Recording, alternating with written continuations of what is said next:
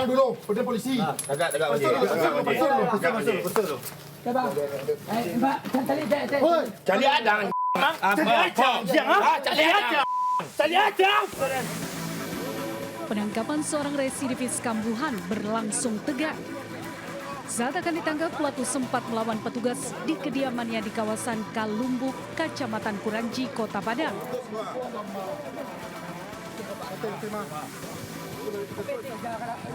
Petugas akhirnya melumpuhkan kaki pelaku dengan timah panas. Usai dilumpuhkan, petugas Satreskrim Polresta Padang langsung menggelandang pelaku untuk mencari barang bukti ponsel yang dicuri 3 hari silam. Dari hasil pengembangan, petugas berhasil menyita 1 unit ponsel yang telah digadaikan pelaku seharga Rp300.000. Pelaku mengaku nekat kembali mencuri untuk membeli narkoba.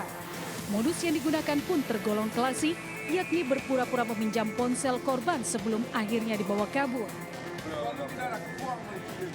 Pelaku diketahui sudah 6 kali berurusan dengan hukum atas kasus yang sama. Guna mempertanggungjawabkan perbuatannya, pelaku terancam hukuman 9 tahun penjara. Dari Padang, Sumatera Barat, Budi Sunandar, iNews melaporkan.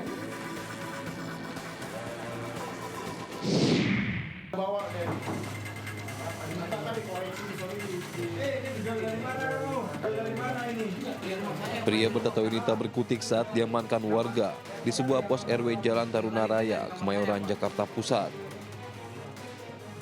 Ia tertangkap basah usai menyatu di salah satu rumah warga.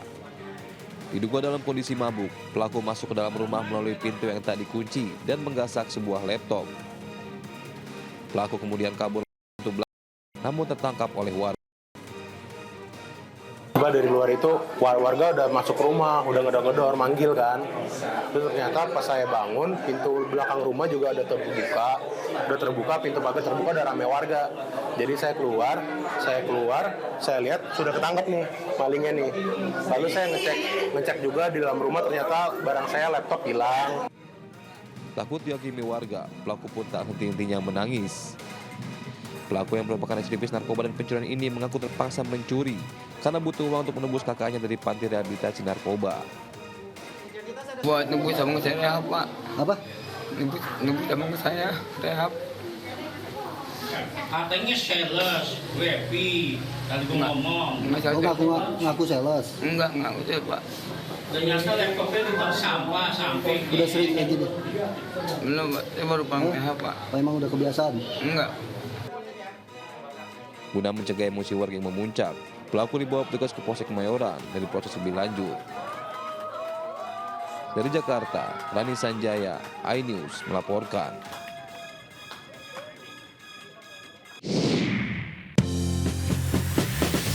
Selamat pagi pemirsa, menemani aktivitas Anda, tim redaksi kami telah menyiapkan beragam informasi menarik. Inilah Buletin iNews Pagi selengkapnya.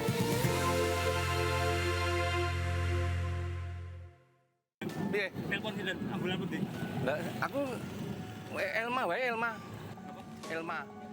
Elma kan Dua orang buruh tani wanita tewas seketika usai tersambar petir di area persawahan Bulak Barat, Margolui, Seyegan, Sleman, Yogyakarta.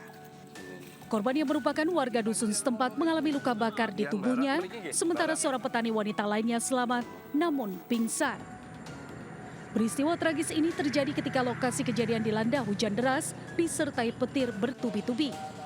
Korban yang masih bekerja memilih berteduh di sebuah gubuk di tengah sawah. Tak berselang lama petir menyambar gubuk dan mengenai korban. Turun hujan, korban selamat ini berteduh duluan, kemudian yang dua dipanggil. Setelah sama-sama berteduh, tahu-tahu ada petir. Nah, untuk korban selamat ini sempat pingsan namun kemudian sadar. Dan yang kedua ini kita bawa ke rumah sakit tapi tidak. Sempat disemayamkan di rumah duka, kedua jenazah korban sambaran petir telah dimakamkan di TPU desa. Dari Sleman, Yogyakarta, Heru Trijoko, iNews melaporkan.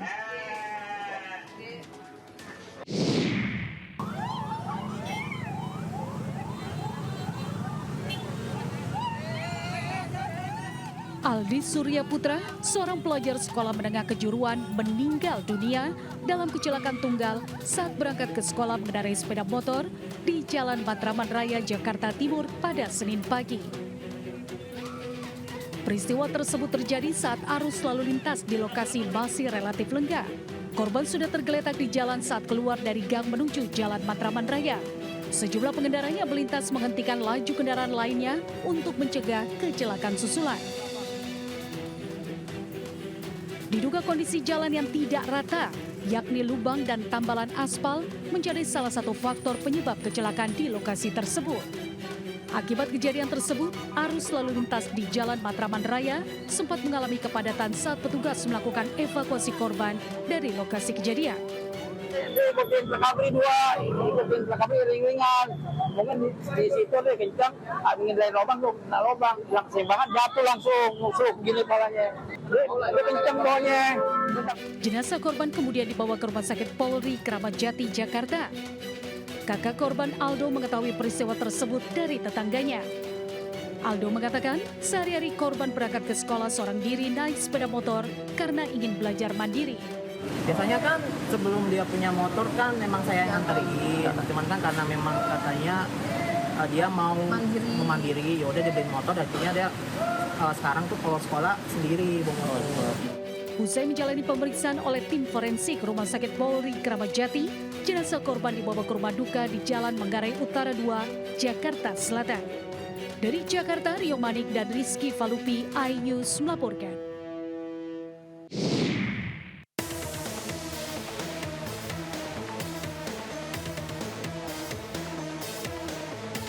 Pengejaran 3 pelajar SMA terduga pelaku penyiraman air keras akhirnya membuahkan hasil. Ketiga pelaku penyiraman air keras ditangkap di 3 tempat yang berbeda. Sebelumnya mereka sempat melarikan diri usai videonya viral di media sosial. Namun sikap kooperatif dari para keluarga membuat ketiganya berhasil diamankan tanpa perlawanan.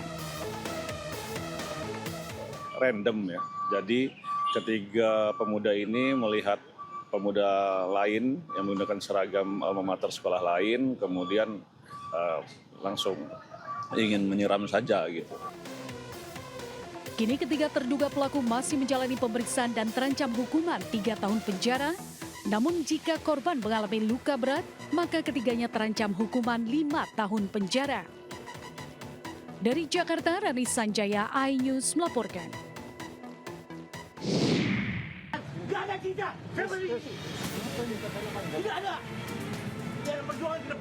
Seorang pedagang es kelapa di Bekasi, Jawa Barat mengamuk tak terima saat kiosnya ditertibkan.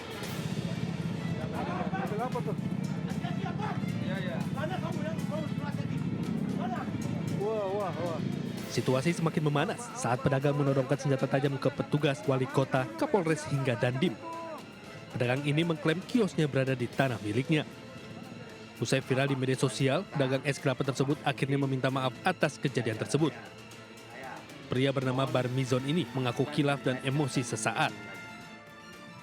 Saya Barmizon mohon maaf pada Bapak Kapolres, Bapak Wali Kota, Bapak Dandim dan jajarannya. Dari kejadian tadi pagi di warung es kelapa saya atas kesalahpahaman dan emosi saya saat penertiban spanduk di warung saya. Sebelum dia mengucapkan maaf juga udah saya maafkan. Ya, jadi saya kira kita bukan masalah ancaman, masalah golok, tapi kita ingin meyakinkan bahwa negara harus adil. Saya kira itu. Tri Ardianto Cahyono menegaskan penertiban akan tetap dilakukan demi ketertiban dan keselamatan masyarakat. Dari Bekasi, Jawa Barat, Rahmat Hidayat, iNews melaporkan.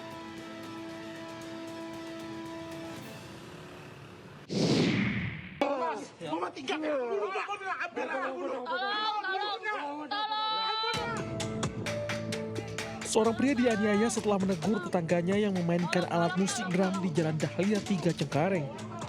Beberapa orang mencoba melerai, namun penganiayaan tetap terjadi. Polisi mendapat laporan olah tempat kejadian. Konflik berawal dari keluhan warga yang terganggu suara drum selama berbulan-bulan.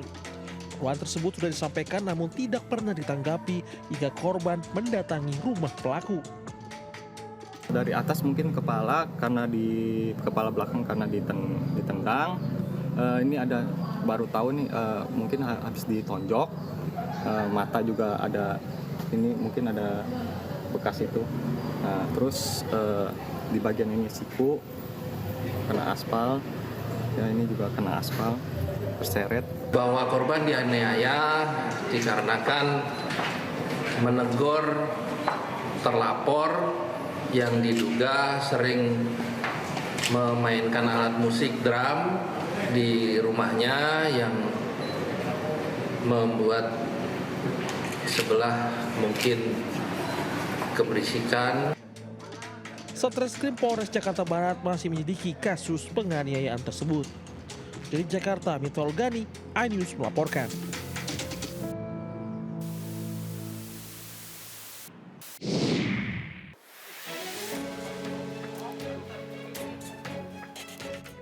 Tim Unit Jatanras bersama Unit Perlindungan Perempuan dan Anak Satreskrim Polrestabes Makassar menangkap seorang pria parubaya usai menganiaya istrinya. Pelaku ditangkap di rumahnya di kawasan Kecamatan Bontoala, Kota Makassar, Sulawesi Selatan. Pelaku sebelumnya terlihat berselisih berujung cekcok dengan korban di dalam rumah. Pelaku yang emosi usai menenggak minuman keras kemudian menganiaya korban dengan kipas angin hingga korban alami luka dari wajah sampai leher. Hasil pemeriksaan kepolisian, kekerasan sang suami baru pertama terjadi. Jadi dari tiket reskrim menerima laporan terkait adanya ibu rumah tangga yang dianiaya oleh suaminya. Kesalahpahaman saja dalam rumah tangga, kemudian oleh si pelaku kemudian memukul istrinya menggunakan kipas angin sebanyak 2 kali di area pipi. Untuk mempertanggungjawabkan perbuatannya, pelaku beserta barang bukti dibawa ke Mapolrestabes Makassar untuk dilakukan pemeriksaan lebih lanjut.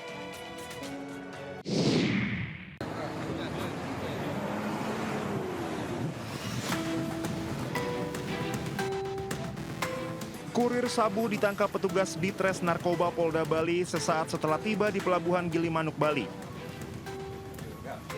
3 paket sabu seberat 3 kg dimasukkan pelaku ke dalam sebuah tas ransel dan disimpan di bagasi bus. Belum, tapi dinyanyikan ya. Iya. Di hari yang sama, petugas kembali menangkap kurir sabu lainnya dengan barang bukti sabu seberat 3 kg saat pelaku baru saja tiba di Pelabuhan Gilimanuk. Meski dalam satu rangkaian, petugas memisahkan kasus tersebut dalam 2 perkara berbeda. Petugas telah mengantongi 2 nama yang memerintahkan para pelaku untuk membawa paket sabu dari Jakarta ke Bali. Ditres narkoba dan ditemukan 3 paket sabu yang disimpan dalam tas warna coklat. Dari hasil pemeriksaan terhadap tersangka AS, 3 paket sabu tersebut adalah milik L dan dia diminta untuk membawa ke Bali dengan janji imbalan upah 50 juta. Secara keseluruhan, petugas menyita 6 paket sabu dengan berat lebih dari 6 kg dengan nilai ekonomis diperkirakan mencapai 9 miliar rupiah. Pelaku yang telah ditangkap terancam hukuman pidana mati, penjara seumur hidup, atau penjara maksimal 20 tahun serta denda hingga 10 miliar rupiah.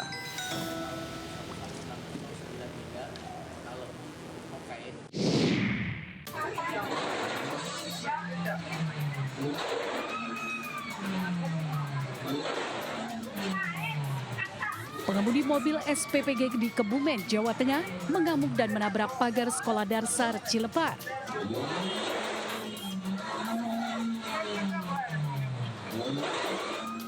Diduga aksi tersebut dilakukan lantaran sopir mabuk saat mengendarai mobil SPPG. Kejadian berawal saat sopir SPPG tersebut mengendarai mobil dengan kecepatan tinggi dari arah timur ke barat. Setelah menabrak pagar sekolah, sopir tersebut tiba-tiba mengamuk warga yang hendak menolongnya. Alhamdulillah tidak ada korban jiwa akibat kejadian tersebut. Saat itu berarti aktivitas sekolah juga tidak ada siswa itu? Alhamdulillah, kejadian itu sekitar jam 5, jadi tidak ada aktivitas sekolah. Tidak ada korban jiwa akibat kejadian ini, sementara sopir telah diamankan ke Mapolsek Karanggayam untuk diperiksa secara intensif. Dari Kebumen, Jawa Tengah, Jo Hartoyo, iNews melaporkan.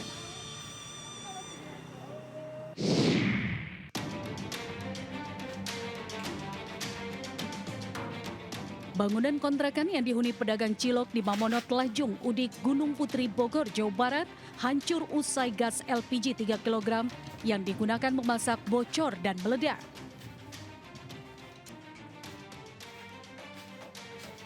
Akibatnya 2 orang mengalami luka bakar serius. Warga sekitar yang mendengar suara ledakan langsung bergegas menuju ke lokasi dan mendapati kedua korban dalam kondisi kritis. Keduanya langsung dievakuasi oleh warga bersama keluarga ke rumah sakit, namun naas 1 korban yang merupakan pedagang cilok dinyatakan meninggal dunia. Pemilik rumah kontrakan menduga ledakan terjadi saat korban baru bangun tidur dan hendak menyalakan kompor. Korban diduga tidak mencium bau gas sebelum api menyambar dan memicu ledakan hebat. Kemudian kejadiannya setelah dia nyetrekan kompor ya mungkin bangun tidur ya dia nggak nyium bau aroma gas. Langsung meledak gitu. Jadi seperti kayak gitu. Itu Bang, pas kejadian kondisi korban seperti apa Bang? Kondisi korban tuh hampir 80% tuh kebakar ya? Kebakar ya. Saat ini 1 korban lainnya masih menjalani perawatan di rumah sakit dan gas LPG yang bocor adalah gas yang biasa digunakan korban untuk berjualan cilok menggunakan gerobak keliling. Dari Kabupaten Bogor, Cahyat Supriyatna, iNews melaporkan. Ada tabung gas di rumah bocor karena bisa menyebabkan seperti ini kebakarannya.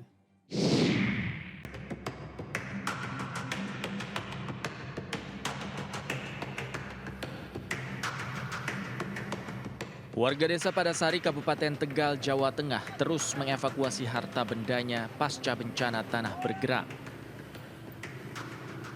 Mereka mengangkut barang miliknya dengan motor atau mobil sewaan ke tempat yang lebih aman. Sementara perabot yang rusak terpaksa mereka tinggalkan di rumah yang telah hancur. Pemerintah Kabupaten Tegal saat ini tengah mengajukan izin penggunaan lahan milik perhutani untuk membangun hunian sementara bagi warga terdampak. Hingga kini, total ada 2.426 orang pengungsi dengan total 464 rumah rusak akibat bencana tanah bergerak. Tim Satgas Bencana akan segera menggelar rapat lintas sektor untuk menentukan titik relokasi yang aman dan layak huni. Saat ini terdapat 4 titik pengungsian terpusat serta pengungsian ditampung di rumah-rumah warga.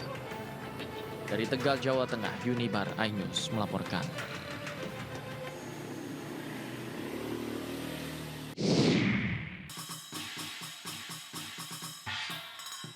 Dalam rangka menyambut dan memeriahkan perayaan Imlek 2026 yang bertepatan dengan Tahun Kuda Api, Ion Mall BSD City mempersembahkan rangkaian acara bertajuk Lunar Radiance. Acara yang berlangsung mulai 2 hingga 17 Februari ini menghadirkan beragam hiburan serta promo belanja menarik bagi seluruh pengunjung. Mengangkat tema Year of the Firehouse, Lunar Radiance membawa pesan penting tentang semangat baru, keberanian dan energi positif di awal tahun. Pesan tersebut diwujudkan melalui dekorasi visual khas Imlek yang megah serta rangkaian acara yang meriah.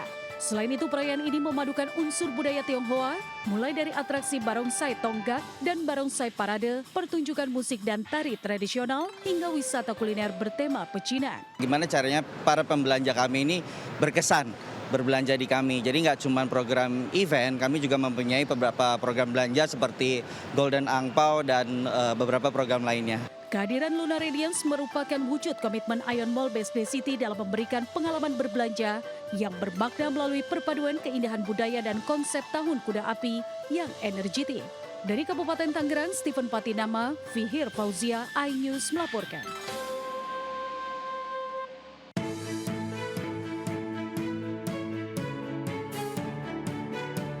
Eksekutif Chairman MNC Group Haritanu Sudibyo didampingi Eksekutif Chairwoman MNC Group Liliana Tanu Sudibyo meresmikan topping of Clubhouse Trump International Golf Club Lido di kawasan ekonomi khusus MNC Lido City, Bogor, Jawa Barat. Berlokasi strategis di dalam KEK MNC Lido City, Trump International Golf Club Lido menawarkan keunggulan geografis pada ketinggian 700 meter di atas permukaan laut. Lapangan golf 18 hole berstandar kejuaraan rancangan Ernie Els ini dinobatkan sebagai lapangan golf terbaik di Indonesia oleh World Golf Awards pada 2025. Sementara itu, MNC Tourism juga meresmikan dimulainya pembangunan private clubhouse tahap 2 yang dirancang sebagai tempat istirahat dan pertemuan eksklusif dengan pemandangan spektakuler Gunung Salak, Gunung Gede, dan Gunung Pangrango. Tram Clubhouse di Lido ini yang paling besar dari seluruh clubhouse milik tram di seluruh dunia. Dan kalau menurut saya juga dibandingkan clubhouse lain, brand lain, ini salah satu yang paling besar juga di dunia. Besar sekali, luasnya 3,3 hektar yang dibangun. Fasilitasnya banyak sekali, ya, ada beberapa restoran, ada ballroom yang sangat besar, ada meeting room, ada juga ballroom yang untuk MICE, ya, yang semi outdoor, ya, luasnya 5.000 meter, ya, kemudian fasilitas lounge dan lain-lain sangat besar sekali. Dengan kehadiran 2 proyek prestisius ini, MNC Tourism optimis kawasan ekonomi khusus MNC Lido City akan menjadi destinasi gaya hidup dan wisata kelas dunia yang memadukan kemewahan, bisnis, dan keindahan alam Indonesia. Tim Liputan iNews melaporkan.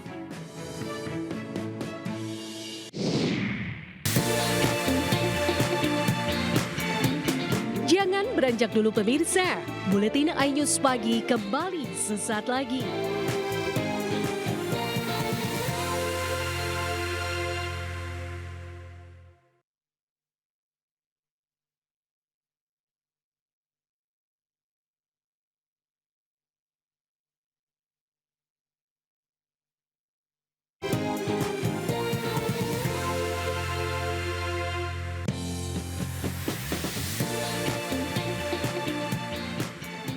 Pemirsa, demikianlah jumpa kita hari ini. Terima kasih dan sampai jumpa.